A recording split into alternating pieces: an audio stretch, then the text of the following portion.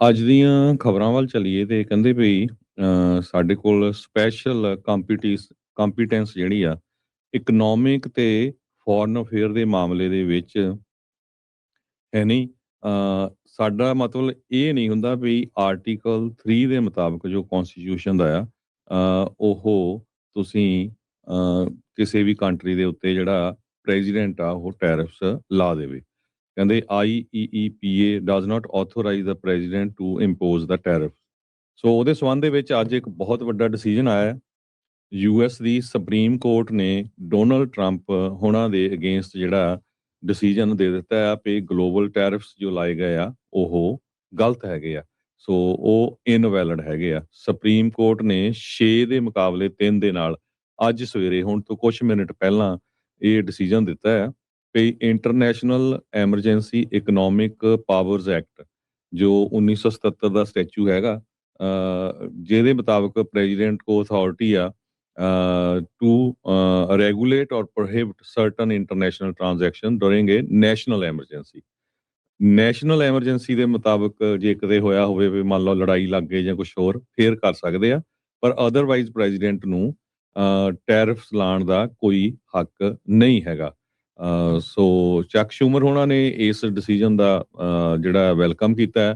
ਕਹਿੰਦੇ ਵੀ ਇਹ ਇੱਕ ਹਰ ਇੱਕ ਅਮਰੀਕਨ ਕੰਜ਼ਿਊਮਰ ਦੀ ਜਿੱਤ ਹੈਗੀ ਆ। ਸੈਨੇਟ ਦੇ ਡੈਮੋਕ੍ਰੇਟ ਜਿਹੜੇ ਹੈਗੇ ਆ, ਟੌਪ ਡੈਮੋਕ੍ਰੇਟ ਆ ਚੱਕ ਸ਼ੂਮਰ, ਉਹਨਾਂ ਨੇ ਇਹ ਕਿਹਾ ਵੀ ਜੋ ਸੁਪਰੀਮ ਕੋਰਟ ਦੀ ਰੂਲਿੰਗ ਆਈ ਹੈਗੀ ਆ ਗਲੋਬਲ ਟੈਰਿਫਸ ਦੇ ਸੰਬੰਧ ਦੇ ਵਿੱਚ ਵੀ ਇਹ ਇਲੀਗਲ ਆ। ਇਹ ਹਰ ਇੱਕ ਅਮਰੀਕਨ ਦੀਆਂ ਜੇਬਾਂ ਨੂੰ ਜਿਹੜਾ ਆ ਉਹ ਬਚਾਊਗੀ, ਵਾਲਟ ਨੂੰ ਬਚਾਊਗੀ, ਕਿਉਂਕਿ ਜਦੋਂ ਦੇ ਟੈਰਿਫ ਲੱਗੇ ਆ ਆਪਾਂ ਦੇਖਿਆ ਵੀ ਚੀਜ਼ਾਂ ਦੇ ਵਿੱਚ ਕਾਫੀ ਜ਼ਿਆਦਾ ਮਹਿੰਗਾਈ ਵੀ ਹੋਈ ਹੈਗੀ ਆ। ਕਹਿੰਦੇ ਵੀ ਜਿਸ ਹਿਸਾਬ ਦੇ ਨਾਲ ਕਾਇਓਟਿਕ ਤੇ ਇਲੀਗਲ ਟੈਰਿਫ ਟੈਕਸ ਲਾਇਆ ਗਿਆ ਸੀ ਉਹਦੇ ਨਾਲ ਚੀਜ਼ਾਂ ਬਹੁਤ ਮਹਿੰਗੀਆਂ ਹੋਈਆਂ, ਇਕਨੋਮੀ ਬੜੀ ਜਿਹੜੀ ਆ ਅਨਸਟੇਬਲ ਹੋਈ ਹੈਗੀ ਆ। ਜੀ ਜੀ ਸੋ ਸਕੋਟਸ ਨੇ ਪੋਟਸ ਨੂੰ ਇੱਕ ਹਿਸਾਬ ਦੇ ਨਾਲ ਹਰਾ ਦਿੱਤਾ ਕਹਿ ਲਓ, ਜਾਂ ਉਹਨਾਂ ਨੂੰ ਦੱਸ ਦਿੱਤਾ ਵੀ ਭਾਈ, ਪੋਟਸ ਨੂੰ ਦੱਸਤਾ ਵੀ ਤੇਰੇ ਕੋਲ ਇਹ ਸ਼ਕਤੀ ਨਹੀਂ ਹੈਗੀ। ਇਹ ਕੋਈ ਨੈਸ਼ਨਲ ਐਮਰਜੈਂਸੀ ਨਹੀਂ ਚੱਲ ਰਹੀ ਤਾਂ ਤੁਸੀਂ ਇਸ ਤਰੀਕੇ ਦੇ ਨਾਲ ਨਹੀਂ ਕਰ ਸਕਦੇ ਹੈਗੇ। The government thus concede as it must that president enjoys no inherent authority to impose tariffs during peacetime, and it does not defend the challenge tariffs as an exercise of president's war-making powers. The United States, after all, is not at war with every nation in the world. So supreme court ਨੇ ਜਿਹੜਾ ਉਹ ਦੱਸ ਦਿੱਤਾ ਵੀ ਜਿਹੜਾ president ਆ ਉਹਦੇ ਕੋਲ ਕੋਈ ਅਥਾਰਟੀ, ਇਨਹੈਰੈਂਟ ਅਥਾਰਟੀ ਨਹੀਂ ਹੁੰਦੀ ਵੀ ਉਹ ਟੈਰਿਫ ਨੂੰ ਪੀਸ ਟਾਈਮ ਦੇ ਵਿੱਚ, ਸ਼ਾਂਤੀ ਦੇ ਕਾਲ ਦੇ ਦੌਰਾਨ ਵੀ ਇਸ ਤਰੀਕੇ ਦੇ ਨਾਲ ਲਗਾ ਸਕਣ।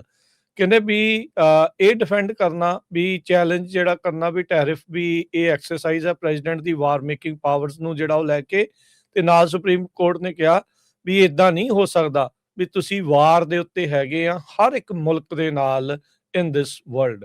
ਸੋ ਕਾਮਨ ਸੈਂਸ ਕਹਿੰਦੇ ਸੁਜੈਸਟ ਕਰਦੀ ਆ ਵੀ ਇਹ ਕਾਂਗਰੈਸ਼ਨਲ ਪ੍ਰੈਕਟਿਸ ਆ ਤੇ ਇਹ ਕਨਫਰਮ ਜਿਹੜਾ ਇਸ ਦੇ ਵਿੱਚ ਹੁੰਦੀ ਆ। ਕਾਂਗਰਸ ਨੂੰ ਇਹ ਡੈਲੀਗੇਟ ਕੀਤੀ ਗਈ ਆ ਆਪਣੀ ਟੈਰਿਫ ਦੀ ਜਿਹੜੀ ਉਹ ਪਾਵਰ ਐਕਸਪਲਿਸਿਟ ਟਰਮਸ ਦੇ ਵਿੱਚ ਸੰਵਿਧਾਨ ਦੇ ਵਿੱਚ। ਤੇ ਕਹਿੰਦੇ ਵੀ ਇਹ ਸਟ੍ਰਿਕਟ ਲਿਮਿਟਸ ਜਿਹੜੀਆਂ ਇਸ ਦੇ ਉੱਤੇ ਸਬਜੈਕਟ ਟੂ ਸਟ੍ਰਿਕਟ ਲਿਮਿਟਸ, ਵੀ ਇਹ ਨਹੀਂ ਆ ਵੀ ਇਹਦੇ ਵਿੱਚ ਕੋਈ ਢਿੱਲ ਜਿਹੜੀ ਉਹ ਮੱਠ ਜਿਹੜੀ ਦੱਸੀ ਜਾ ਸਕਦੀ ਆ। ਕਾਂਗਰਸ ਨੇ ਕਹਿੰਦੇ ਵੀ ਕਨਸਟੈਂਟਲੀ ਯੂਜ਼ ਕੀਤੇ ਆ ਵਰਡਸ ਡਿਊਟੀ ਜਦੋਂ ਇਹ ਸਟੈਚੂਜ਼ ਜਿਹੜੇ ਉਹ ਲਾਏ ਜਾਂਦੇ ਨੇ। ਅਥਾਰਟੀ ਡੈਲੀਗੇਟ ਕੀਤੀਆਂ ਗਈਆਂ ਆ ਟੈਰਿਫ ਇੰਪੋਜ਼ ਕਰਨ ਦੇ ਲਈ। ਸੋ ਇਹ ਸਾਰਾ ਕੁਝ ਜਿਹੜਾ ਇਸ ਟਾਈਮ ਹੋਇਆ ਆ। ਸੋ ਈਪਾ IEEPA ਟੈਰਿਫ ਜਿਹੜੇ ਇਸ ਤਰੀਕੇ ਦੇ ਨਾਲ ਲਾਉਣੇ ਉਸ ਨੂੰ ਇਲੀਗਲ ਕਰਾਰ ਦੇ ਦਿੱਤਾ ਹੈ, ਗੈਰ ਕਾਨੂੰਨੀ ਕਰਾਰ ਜਿਹੜਾ ਉਹ ਦੇ ਦਿੱਤਾ ਹੈਗਾ ਆ। ਸੋ ਜਿੱਦਾਂ ਹਰਜੋਤ ਸਿੰਘ ਜੀ ਨੇ ਪਹਿਲਾਂ ਜਿਹੜਾ ਕੋਰਟ ਸੁਪਰੀਮ ਕੋਰਟ ਦਾ ਦੱਸਿਆ ਹੀ ਆ ਵੀ ਉਹਨਾਂ ਨੇ ਕਹਿ ਹੀ ਦਿੱਤਾ ਵੀ ਕਿਸੇ ਵੀ ਕਹਿੰਦੇ ਵੀ ਉੱਦਾਂ ਸਾਡਾ ਕੰਮ ਨਹੀਂ ਹੈਗਾ ਆਰਥਿਕ ਤੌਰ ਦੇ ਉੱਤੇ ਜਾਂ ਫੋਰਨ ਅਫੇਅਰਸ ਦੇ ਵਿੱਚ ਕਿਸੇ ਤਰੀਕੇ ਦਾ ਕੋਈ ਕਲੇਮ ਕਰੀਏ ਵੀ ਆ ਸਾਡੀ ਕੰਪੀਟੈਂਸ ਆ, ਪਰ ਸਾਡਾ ਕਲੇਮ ਇਹੀ ਆ ਜੋ ਸਾਨੂੰ ਤੀਜੇ ਆਰਟੀਕਲ ਸੰਵਿਧਾਨ ਦੇ ਨੇ ਸਾਨੂੰ ਅਸਾਈਨ ਕੀਤਾ ਹੋਇਆ ਰੋਲ, ਵੀ ਉਹਦਾ ਅਸੀਂ ਰੋਲ ਫੁਲਫਿਲ ਕਰਦੇ ਹੋਏ ਇਹ ਕਨਫਰਮ ਕਰਦੇ ਆ, ਇਹ ਕਹਿੰਦੇ ਆ ਵੀ IEPA ਦੇ ਨਾਲ ਪ੍ਰੈਜ਼ੀਡੈਂਟ ਜਿਹੜਾ ਆ ਉਹ ਟੈਰਿਫ ਇੰਪੋਜ਼ ਨਹੀਂ ਕਰ ਸਕਦਾ ਹੈਗਾ। ਟਰੰਪ ਹੁਣੀ ਕੱਲ ਸੁਪਰੀਮ ਕੋਰਟ ਦੇ ਉੱਤੇ ਨਜ਼ਲਾ ਜਿਹੜਾ ਉਹ ਝਾੜ ਰਹੇ ਸੀਗੇ। ਅੱਜ ਵੀ ਉਹਨਾਂ ਨੇ ਇਸ ਦੇ ਉਲਟ ਹੀ ਬਿਆਨ ਜਿਹੜੇ ਉਹ ਦਿੱਤੇ ਆ। ਉਹ ਕਹਿੰਦੇ ਵੀ ਨਹੀਂ, ਇਹ ਇੱਕ ਹਿਸਾਬ ਦੇ ਨਾਲ ਗਲਤ ਫੈਸਲਾ ਆ ਜੋ ਸੁਪਰੀਮ ਕੋਰਟ ਨੇ ਕਿਹਾ। ਇੱਥੋਂ ਤੱਕ ਕਿ ਉਹਨਾਂ ਨੇ ਸ਼ਬਦ ਡਿਸਗ੍ਰੇਸ ਵੀ ਜਿਹੜਾ ਉਹ ਵਰਤਿਆ ਹੈਗਾ। ਸੋ ਰਾਸ਼ਟਰਪਤੀ ਟਰੰਪ ਨੇ ਕਿਹਾ ਵੀ ਜਿਹੜਾ ਸੁਪਰੀਮ ਕੋਰਟ ਦਾ ਡਿਸੀਜਨ ਆਇਆ ਆ ਟੈਰਿਫਸ ਨੂੰ ਜਿਹੜਾ ਲੈ ਕੇ, ਉਹ ਇੱਕ ਡਿਸਗ੍ਰੇਸ ਹੈਗੀ ਆ, ਇੱਕ ਬਹੁਤ ਮਾੜੀ ਜਿਹੜੀ ਉਹ ਗੱਲ ਹੈਗੀ ਆ।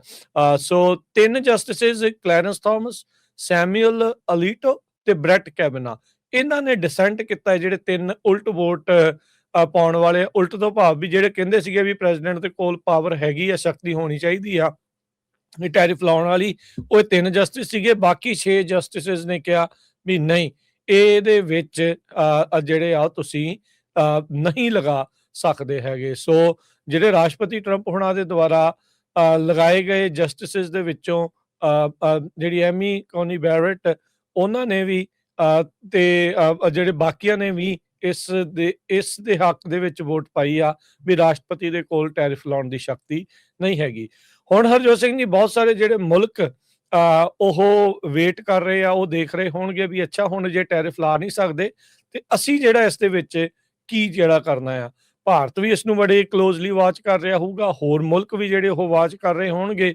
ਹੁਣ ਗੱਲ ਇਹ ਵੀ ਆ ਹਰਜੋਤ ਸਿੰਘ ਜੀ, ਜਿਹੜੀਆਂ ਡੀਲਾਂ ਬਣ ਗਈਆਂ ਆ, ਉਹ ਕੀ ਡੀਲਾਂ ਬਰਕਰਾਰ ਰਹਿਣਗੀਆਂ ਕਿ ਨਹੀਂ ਰਹਿਣਗੀਆਂ, ਕਿਵੇਂ ਜਿਹੜਾ ਉਹ ਹੋਊਗਾ। ਪਰ ਕਿਉਂਕਿ ਜੇ ਆਲਰੇਡੀ ਦੋਨਾਂ ਮੁਲਕਾਂ ਦੇ ਦਰਮਿਆਨ ਸਮਝੌਤਾ ਹੋ ਹੀ ਗਿਆ, ਤਾਂ ਲੱਗ ਤਾਂ ਇਹੀ ਰਿਹਾ ਆ ਵੀ ਉਹ ਡੀਲ ਜਿਹੜੀ ਉਹ ਬਰਕਰਾਰ ਰਹੇਗੀ। ਹੁਣ ਉਹਨਾਂ ਮੁਲਕਾਂ ਦੀਆਂ ਜਿਹੜੀਆਂ ਲੌਬਿੰਗ ਫਰਮਸ ਹੋਣਗੀਆਂ, ਉਹ ਮੈਨੂੰ ਲੱਗਦਾ ਵੀ ਇੱਥੇ ਜ਼ੋਰ ਪਾਉਣਗੀਆਂ ਵੀ ਕਿਸ ਤਰੀਕੇ ਦੇ ਨਾਲ। ਪਰ ਇਸ ਚੀਜ਼ ਨੂੰ ਭਾਰਤ ਵਰਗੇ ਮੁਲਕ ਤੇ ਹੋਰ ਜਿਹੜੇ ਇਹਦੇ ਨਾਲ ਦੇ ਮੁਲਕ ਆ, ਉਹ ਇਸ ਚੀਜ਼ ਨੂੰ ਐਂਗਲ ਨੂੰ ਧਿਆਨ 'ਚ ਰੱਖਣ ਵੀ ਟਰੰਪ ਹੁਣਾਂ ਦੇ ਕੋਲ ਜੇ IEEPA ਦੇ ਨਾਲ ਟੈਰਿਫ ਲਾਉਣ ਦੀ ਕਹਿ ਲਓ ਵੀ ਮੌਕਾ ਨਹੀਂ ਆ, ਤੇ ਇਹਨਾਂ ਨੇ ਕੋਈ ਨਾ ਕੋਈ ਹੋਰ ਤਰੀਕਾ ਜਿਹੜਾ ਉਹ ਲੱਭ ਲੈਣਾ, ਜਿਸ ਦੇ ਨਾਲ ਜਿਹੜੇ ਟੈਰਿਫ ਆ ਉਹ ਲਗਾਏ ਜਾ ਸਕਦੇ ਆ, ਜਿਸ ਦੇ ਨਾਲ ਉਹਨਾਂ ਨੇ ਕੋਈ ਨਾ ਕੋਈ ਹੋਰ ਸਟੈਚੂਸ ਜਿਹੜੇ ਆ ਉਹ ਲੱਭ ਕੇ ਇਸ ਪਾਸੇ ਵੱਲ ਨੂੰ ਕਦਮ ਜਿਹੜੇ ਉਹ ਵਧਾ ਸਕਦੇ ਆ। ਸੋ ਅਜੇ ਇਹਨਾਂ ਮੁਲਕਾਂ ਨੂੰ ਬੜਾ ਖੁਸ਼ ਹੋਣ ਦੀ ਜਾਂ ਨੱਚਣ ਟੱਪਣ ਦੀ ਕੋਈ ਬੜੀ ਜ਼ਿਆਦਾ ਜ਼ਰੂਰਤ ਨਹੀਂ ਹੈਗੀ। ਉਹਨਾਂ ਨੂੰ ਸਮੇਂ ਦੀ ਰਫ਼ਤਾਰ ਨੂੰ ਦੇਖਣਾ ਪਊਗਾ। ਪਰ ਅੱਜ ਉਹਦਾ ਝਟਕਾ ਜਿਹੜਾ ਸੁਪਰੀਮ ਕੋਰਟ ਨੇ ਰਾਸ਼ਟਰਪਤੀ ਟਰੰਪ ਨੂੰ ਜਿਹੜਾ ਇਸ ਦੇ ਵਿੱਚ ਵੱਡਾ ਹੀ ਜਿਹੜਾ ਉਹ ਦੇ ਦਿੱਤਾ ਵੀ ਪ੍ਰੈਜ਼ੀਡੈਂਟ ਦੇ ਕੋਲ ਸ਼ਕਤੀ ਨਹੀਂ ਹੈਗੀ ਇਸ ਤਰੀਕੇ ਦੇ ਨਾਲ ਟੈਰਿਫਸ ਲਾਉਣ ਦੀ, ਇਹ ਸ਼ਕਤੀ ਕਾਂਗਰਸ ਦੇ ਕੋਲ ਹੀ ਪਈ ਹੈਗੀ ਆ। ਬਸੀਲ ਵੁੱਡ ਵਾਕਰ ਇੱਕ ਹੈਗੇ ਆ ਸਾਈਮਨ ਐਂਡ ਸਾਈਮਨ ਗਲੋਬਲ ਲਾ ਫਰਮ ਦੇ ਪਾਰਟਨਰ। ਉਹਨਾਂ ਨੇ ਇਹ ਕਿਹਾ ਵੀ ਪ੍ਰੈਜ਼ੀਡੈਂਟ ਡੋਨਲਡ ਟਰੰਪ ਉਹਨਾਂ ਦੇ ਕੋਲ ਹੋਰ ਕਈ ਜਿਹੜੇ ਇਸ਼ੂਜ਼ ਹੈਗੇ, ਹੋਰ ਕਈ ਮੁੱਦਿਆਂ ਦੇ ਤਹਿਤ ਉਹ ਟੈਰਿਫ ਲਾ ਸਕਦੇ ਹੈਗੇ ਆ। ਕਹਿੰਦੇ ਵੀ ਸਵਿਚ ਕਰ ਸਕਦੇ ਆ, ਲਾਈਕ ਬਲੈਂਕਟ ਲਿਬਰੇਸ਼ਨ ਡੇ, ਰੈਸੀਪ੍ਰੋਕਲ ਟੈਰਿਫ, ਜਿਹੜੇ ਉਹਨਾਂ ਨੇ ਬਾਕੀ ਕਈ ਦਰਜਨ ਦੇ ਕਰੀਬ ਮੁਲਕਾਂ ਦੇ ਅਗੇਂਸਟ ਲਾਏ ਵੀ ਹੈਗੇ ਆ। ਬਹੁਤੇ ਜਿਹੜੇ ਕਮੈਂਟੇਟਰਸ ਆ ਉਹ ਐਕਸਪੈਕਟ ਕਰ ਰਹੇ ਆ ਵੀ ਟਰੰਪ ਉਹਨਾਂ ਦਾ ਜਿਹੜਾ IEEPA ਜਿਹੜਾ ਟੈਰਿਫਸ ਆ ਸਟ੍ਰਾਈਕ ਡਾਊਨ ਹੋ ਗਿਆ।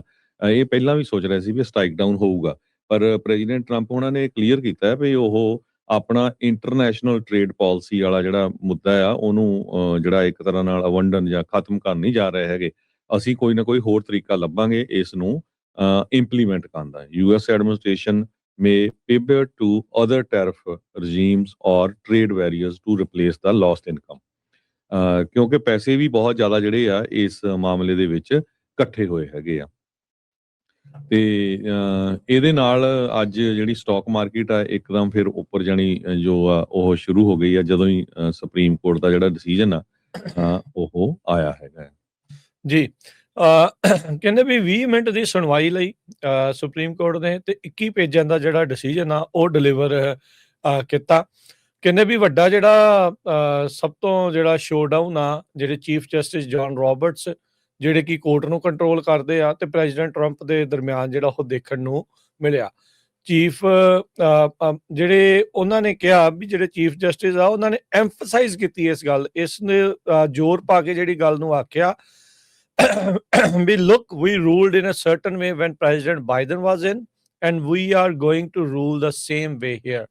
So ਉਹਨਾਂ ਨੇ ਬੇਸਿਕਲੀ ਇਹ ਮੁਲਕ ਨੂੰ ਜਾਂ ਮੁਲਕ ਦੇ ਜਿਹੜੇ ਲਾਅ ਮੇਕਰਸ ਆ ਸਾਰਿਆਂ ਨੂੰ ਇਹ ਚੀਜ਼ ਜਿਹੜੀ ਨਾਲ ਦੇ ਨਾਲ ਦਿਖਾਈ ਆ ਜਾਂ ਕਹਿਣਾ ਚਾਹਿਆ ਆ ਵੀ ਇਹ ਨਾ ਸੋਚੋ ਵੀ ਜੇ ਪ੍ਰੈਜ਼ੀਡੈਂਟ ਵੱਖੋ ਵੱਖਰੀ ਪਾਰਟੀ ਦੇ ਆਉਂਦੇ ਆ ਤੇ ਸਾਡੇ ਜਿਹੜੇ ਫੈਸਲੇ ਆ ਉਹ ਉਸ ਹਿਸਾਬ ਦੇ ਨਾਲ ਬਦਲਣਗੇ।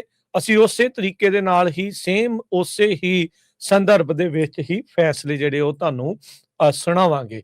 ਸੋ ਕਹਿੰਦੇ ਵੀ ਜਿਹੜੇ ਚੀਫ ਜਸਟਿਸ ਆ ਉਹਨਾਂ ਨੇ ਕਿਹਾ ਵੀ ਜੇ ਪ੍ਰੈਜ਼ੀਡੈਂਟ ਇਹ ਅਜ਼ਿਊਮ ਕਰ ਰਹੇ ਆ ਵੀ ਉਹਨਾਂ ਦੇ ਕੋਲ ਕੋਈ ਹੱਕ ਹੈਗਾ, ਅਥਾਰਟੀ ਹੈਗੀ ਆ ਕਾਂਗਰੈਸ਼ਨਲ ਲਾਅ ਦੇ ਵਿੱਚ, ਤਾਂ ਕਹਿੰਦੇ ਵੀ ਲਾਅ ਨੂੰ ਕਲੀਅਰਲੀ ਸਟੇਟ ਕਰਨਾ ਚਾਹੀਦਾ ਆ ਟਰੰਪ ਦੀ ਜਾਂ ਬੇਸਿਕਲੀ ਪ੍ਰੈਜ਼ੀਡੈਂਟ ਦੀ ਇਸ ਅਥਾਰਟੀ ਨੂੰ, ਵੀ ਉਹ ਸੰਵਿਧਾਨ ਦੇ ਵਿੱਚ ਜਾਂ ਕਾਨੂੰਨ ਦੇ ਵਿੱਚ ਲਿਖੀ ਹੋਣੀ ਚਾਹੀਦੀ ਵੀ ਹਾਂ ਪ੍ਰੈਜ਼ੀਡੈਂਟ ਜਿਹੜੇ ਟੈਰਿਫ ਆ ਉਹ ਵਧਾ ਘਟਾ ਸਕਦੇ ਆ ਆਪਣੀ ਮਰਜ਼ੀ ਦੇ ਨਾਲ। ਕਹਿੰਦੇ ਵੀ ਹਾਲ ਦੀ ਘੜੀ ਕੋਈ ਵੀ ਇਦਾਂ ਦਾ ਕਾਨੂੰਨ ਹੈ ਨਹੀਂ ਜਿਸ ਦੇ ਨਾਲ ਪ੍ਰੈਜ਼ੀਡੈਂਟ ਨੂੰ ਇਹ ਸ਼ਕਤੀ ਜਿਹੜੀ ਉਹ ਮਿਲਦੀ ਆ।